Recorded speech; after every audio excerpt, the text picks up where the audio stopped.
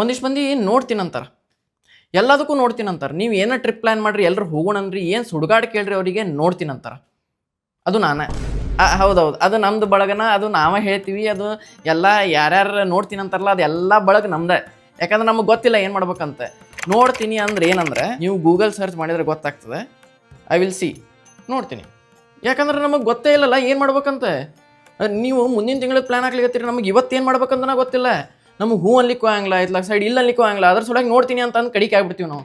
ಕಿಟೆ ಕೇಳಿಲ್ಲ, ಈ ಸತಿ ಡಿಸೆಂಬರ್ ಮನಾಲಿ ಟ್ರಿಪ್ ಹೋಗೋಣ ಏನಂತಿ? ನೋಡ್ತೀನಿ. ಹೋಗ್ಲಿ ಈ ವೀಕೆಂಡ್ ಯಾವ್ದಾರ ಫಿಲ್ಮ್ ಹೋಗೋಣ, ನೋಡ್ತೀನಿ.